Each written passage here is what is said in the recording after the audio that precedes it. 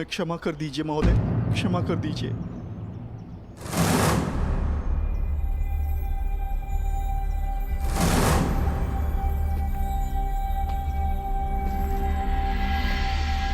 ऐसा करने से पहले तुम्हें इसके परिणाम को सोच लेना चाहिए था। अनेक मनुष्यों ने तुमसे इसी प्रकार निवेदन किया होगा, परंतु तुम दुष्टों ने कभी किसी की याचना सुनी? कौन है ये सब और किस बात की क्षमा मांग रहे हैं? और ये कौन है? हर बार तुम लोगों को एक और अवसर दिया गया, परंतु तुम लोग फिर भी नहीं सुधरे और इसी कुमार्ग पर चलते रहे। परंतु अब समय आ गया है कि तुम्हें तुम्हारे कर्मों का फल भुगतना ही होगा। मैंने तुम्हें साक्ष्य समेत पकड़ा है, अब तुम नहीं बच सकते। नहीं महोदय, ऐसा न करें महोदय, ऐसा न करें, हमें क्षमा कर दीजिए। लूटा हुआ धन हम पुनः स्त्री को लौटा देंगे, पर हमें क्षमा कर दीजिए प्रभु, हमें क्षमा। लूटा हुआ धन लौटा देने मात्र से तुम्हारे पापों का प्रायश्चित नहीं हो जाएगा दुष्टों। सर्वप्रथम उस पीड़ित महिला से क्षमा की भीख मांगो, अन्यथा मृत्यु के लिए तैयार हो जाओ। नहीं नहीं, हम क्षमा मांग लेंगे, हम क्षमा मांग लेंगे।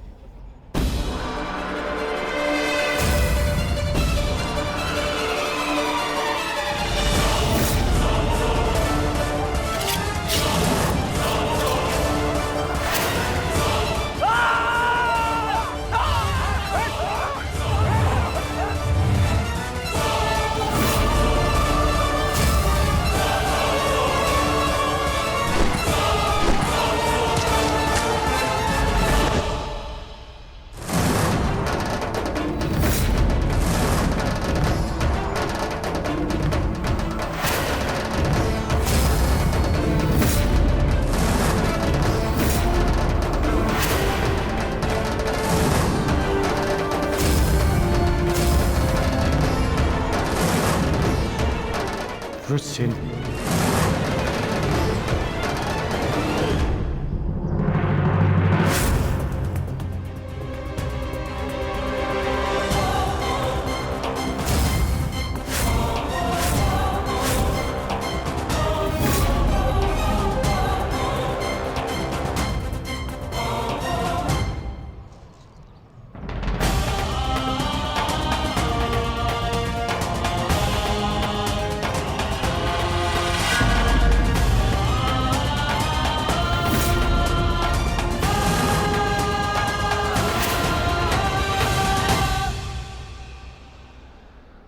मित्र,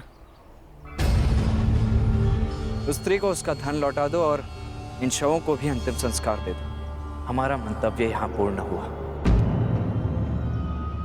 जिनसे मिलना था उनसे मिल चुके, अब न किसी से मिलना शेष है और न किसी को उत्तर देना।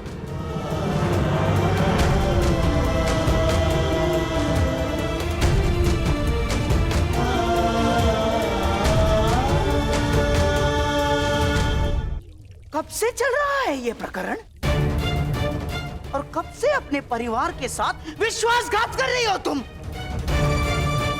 अब इस बात से मुझे दुर्योधन को अवगत कराना पड़ेगा। अब वो ही तुम्हारे इस दुस्साहस का निर्णय लेगा। रो लो तुम। नहीं मामा श्री, रुक जाइए। रो लो तुम, रो लो। ऐसा ना करिए मामा श्री, कृपया करके पिताश्री को कुछ ना बताइए, हम आपसे विनती करते हैं।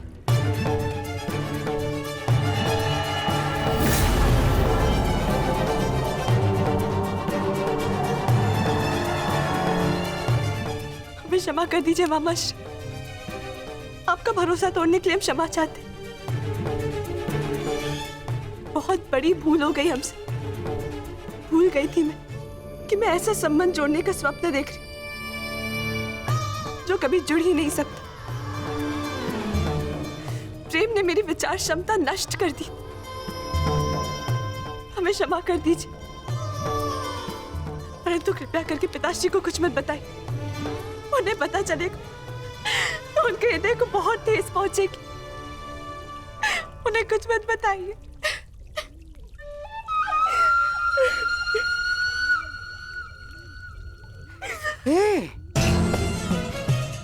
अच्छी ना, तुम आओ आओ, क्या बैठो।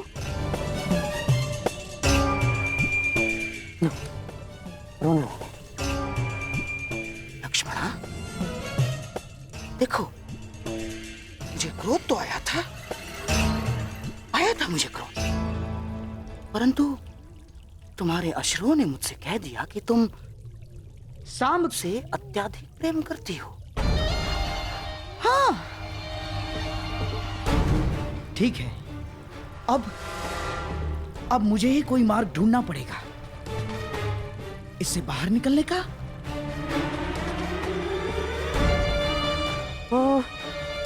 तुम क्या सांब को अभिमन्यु के विवाह में ला सकती हो?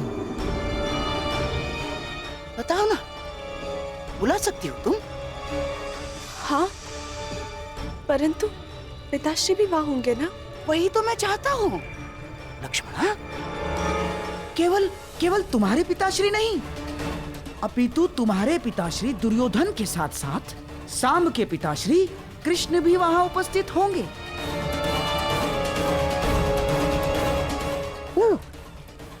अर्थात तुम्हारे विवाह के विषय में कुछ प्रस्ताव उपस्थित करने के लिए दोनों के पिताश्री वहां होना आवश्यक है कि नहीं?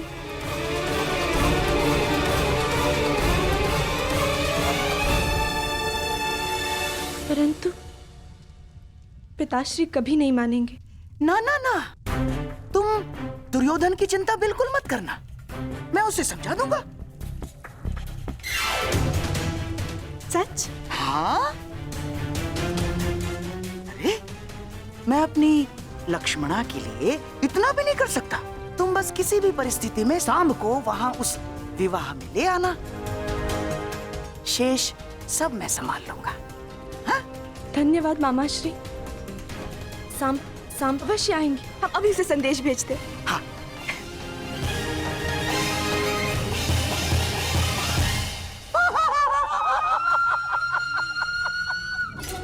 चलिए कृष्ण, अब आएगा आनंद।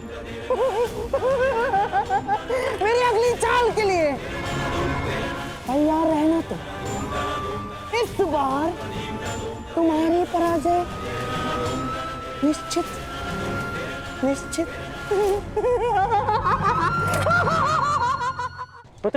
पुत्र मैं हूँ, मैं तुम्हारा पिता। तुमने मुझे पहचाना नहीं, परंतु मैंने तुम्हें देखते ही पहचान ली। तुम्हें मालूम, बचपन में मैं बिल्कुल तुम्हारे जैसा दिखता था। हाँ,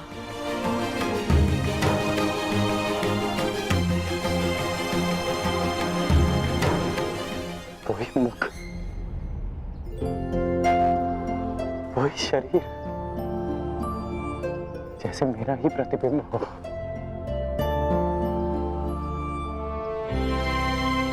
तुम बिल्कुल मुझ पर गए हो पुत्र। मुझे ज्ञात है कि आप मेरे पिता हैं, परंतु इस पिता और पुत्र के संबंध का आपके लिए महत्व ही क्या है? मेरी बात सुनो पुत्र, इस बात का क्या तात्पर्य है पुत्र? यही कि सदा आपने अपने परिवार से अधिक महत्व अपने लक्ष्यों को दिया। आपके लिए वो महत्व नहीं रखते थे जिन्होंने आपसे प्रेम किया, आपके लिए वो महत्व रखते रहे जिन्होंने आप पर उपकार किया या जिन्हें आपने वचन दिया। परंतु मेरे लिए सबसे अधिक महत्वपूर्ण मेरा परिवार है, सबसे अधिक महत्व मेरे अपनों का है। मेरी बात सुनो पुत्र, मेरी बात सुनो। इतना रुष्ट हो अपने पिता से। जब मेरी आयु में पहुंचोगे तब जानोगे कि मनुष्य के लिए उसका कर्तव्य कितना महत्वपूर्ण होता है। मैं यहाँ केवल तुमसे मिलने आया हूं, अपना मुख मत फेरो मुझसे। इतने वर्षों पश्चात मैं तुमसे मिल रहा हूं और तुम्हें लगता है इस अवसर का कोई महत्व नहीं मेरे लिए?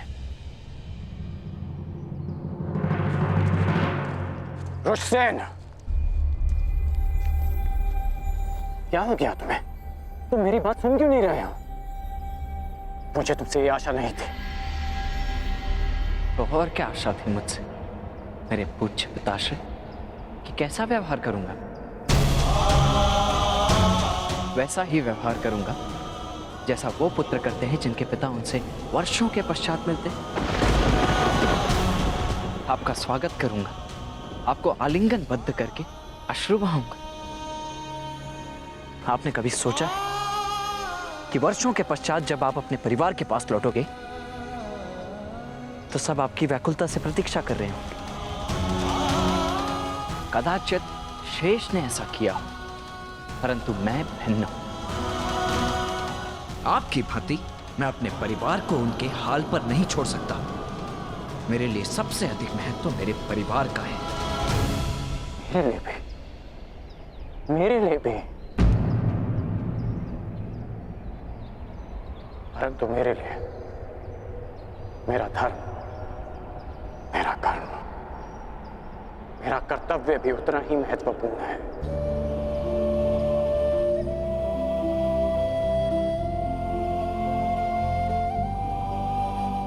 मैं आया था पुत्र,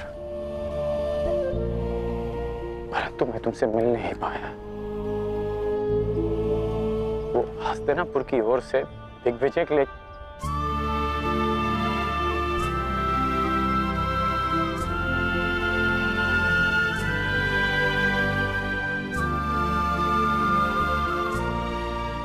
अच्छा तुम ही बता,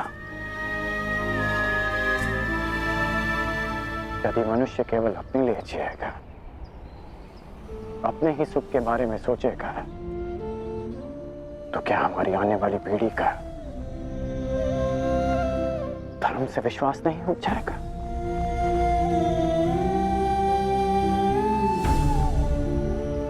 हमें समाज के उज्जवल भविष्य के बारे में सोचने का कोई अधिकार नहीं जब तक हम अपने पारिवारिक समस्याओं से ऊपर उठकर समाज के बारे में ना सोचें, समाज के लिए अपना धर्म पूर्ण ना करें। पुत्र, जीवन स्वार्थ नहीं, परमार्थ है।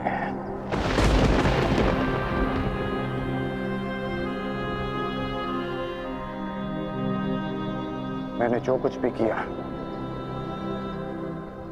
उसका मुझे कोई पश्चाताप नहीं, कोई ग्लानि नहीं, क्योंकि मैं स्वयं के लिए नहीं समाज के लिए जिया हूं, लोगों के हित के लिए लड़ा हूं। मैंने जीवन भर परिवर्तन के लिए संघर्ष किया। जानते हो क्यों? क्योंकि जब भी मैंने ऐसा किया तो मैंने लोगों की आंखों में आशा की किरण देखी। संसार में परिवर्तन लाने से पूर्व हमें स्वयं में परिवर्तन लाना चाहिए। इसलिए मैंने ये सब किया पुत्र। और यदि मैं ऐसा नहीं करता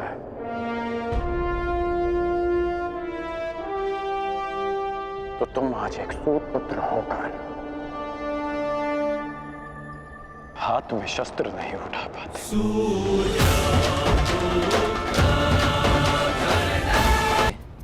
तो एक पति धर्म भी होता है, एक पुत्र धर्म भी होता है। यदि कर्तव्य की बात करते हैं ना, तो अपने परिवार और पुत्र के लिए भी मनुष्य का कर्तव्य होता है। और यदि समाज की बात करते हैं तो ये मत भूलिए कि समाज परिवारों से मिलकर बनता है। आप जिसे परमार्थ कह रहे हैं वो आपका परम स्वार्थ है, और कदाचित मेरा स्वार्थ मेरा परमार्थ। आप अपना धर्म निभाइए और मैं अपने संबंध निभाता हूं।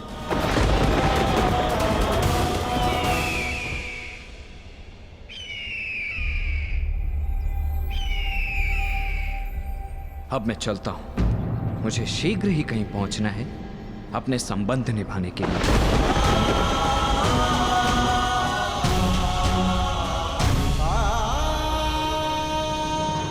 नहीं मामाश्री, मैं कह चुका हूं, लक्ष्मणा विराटनगर नहीं जाएगी, बस। अपनी शत्रुता के कारण अपनी बच्ची का मन तोड़ना कहाँ का न्याय है दुर्योधन? हमारी बच्ची लक्ष्मणा को हमारे साथ ले जाना उचित होगा दुर्योधन। अरे कदाचित आप भूल रहे हैं मामाश्री कि विराटनगर हमारा मित्र नहीं शत्रु राज्य है। कोई अनहोनी हो गई तो, युद्ध छिड़ गया तो। मैं कुछ नहीं भूला हूं दुर्योधन, परंतु समझो बात को, ये निमंत्रण युद्ध का नहीं, विवाह समारोह का निमंत्रण है। उस अभिमन्यु का विवाह समारोह है। और दुर्योधन, हमारी नई पीढ़ी का पहला विवाह है, उसमें हमारी बच्ची को ले जाना अनुचित नहीं है। अरे मामाश्री क्षमा कीजिए मुझे, परंतु यह मुझे स्वीकार नहीं है। मैं अपनी पुत्री को संकट में नहीं डालूंगा, बस। दुर्योधन, देखो ये मत भूलो कि ये आमंत्रण पांडवों की ओर से आया है, अर्थात पांडव शांति बनाए रखने के लिए कुछ भी कर सकते हैं, कुछ भी, जिससे किसी पर भी कोई भी संकट आए। मामाश्री बस, अब मुझे और कुछ नहीं सुनना है। ठीक है, जैसा तुम उचित समझो। रुकिए मामाश्री, क्या चल रहा है आपके मस्तिष्क में?